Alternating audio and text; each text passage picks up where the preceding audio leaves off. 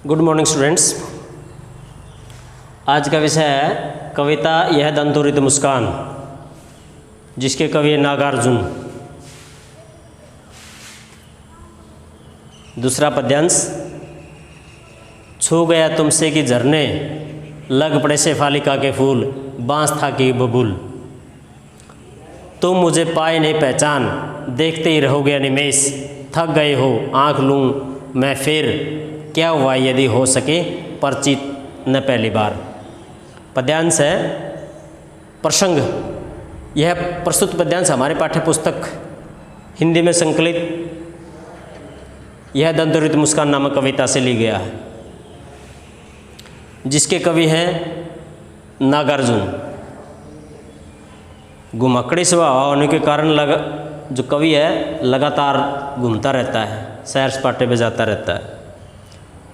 और कवि ने इसमें एक छोटे से बच्चे की मुस्कुराहट का वर्णन किया गया है। दंतोरित मुस्कान मतलब जब बच्चे के छोटे छोटे दांत निकलते हैं और जब वो हंसता है तो छोटे छोटे दांत दिखाई देते हैं, तो उससे दंतोरित मुस्कान का बहुत ही सजीव वर्णन किया गया है। कवि कहता है कि छू गया तुमसे कि झरने लग पड़े शेफालिका के फूल, बांस था के बूल।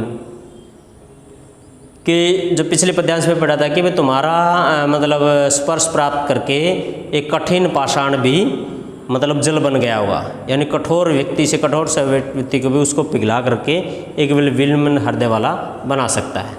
तो कल्पना करता है कि मतलब भाई चाहे बांस हो या बबूल, चाहे वह बांस हो या बबूल, पर छू गया तुमसे कि तुमको छू करके शेफालिका के फूल झरने लगे।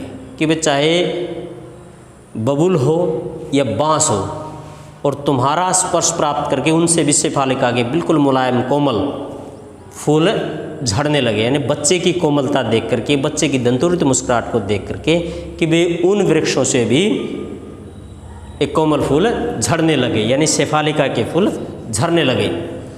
तुम मुझे पाए नहीं पहचान, देखते रहोगे अनिमेष। जब कवि बाहर से लंबे समय बाद लौट करके आता है और उससे कहता है कि कवि बच्चे से कहता है कि तुम मुझे नहीं पहचान पाए, कि आप मुझको नहीं पहचानते हो, कि आप मुझे पहचान नहीं पाए, देखते रहो अनिमेष। अनिमेष का मतलब बिना पलक झपकाए लगातार दृष्टि देखना, किसी की ओर एकटक दृष्टि से देखना। जब बच्चा हो, कोई अजनबी व्यक्ति आता है तो लगातार उसकी तरफ देखता रहता है, और कोई जान पहचान वाला तो बच्चा एक तरफ उसकी तरफ भागता है, उसकी गोद में चढ़ने की कोशिश करता है, उसके पाँव से ऊपर उठाने की कोशिश करता है। लेकिन कोई अजनबी आ जाए तो बिल्कुल घुटनों के बल होकर के उसकी लगातार उसकी तरफ देखने लग जाता है। तो उसी प्रकार है, जब कवि लंबे समय बाद आता है, उसको नहीं पता था कि उस कवि का और उस बच्चे का क्या संबंध है, और बच्चा उस लेखक को देख करके, कवि को देख करके लगातार उसकी ओर देख रहा है। तो कोई कहता है कि आप मुझे नहीं पहचान पाए, इसलिए लगातार मेरी तरफ बिना पलक झपकाए आप मेरे तरफ लगातार देख रहे हो। थक गए हो आँख लूँ फिर मैं, थक गए हो। कवि कहता है कि आप लगातार इस तरह देखते रहोगे तो थक जाओगे, कि आप थक गए हो। कवि अपने अंदर कल्पना करता है कि आप मेरे को लगातार देख रहे हो, मुझको पहचान नहीं पाए हो, और इसलिए आप जो है आप थक जाओगे लगातार देखने से, इसलिए मैं अपनी आँखें फेर लेता हूँ। वो दूर हटने की कोशिश करता है कि नहीं तो बच्चा लगातार उसकी तरफ देखता रहेगा।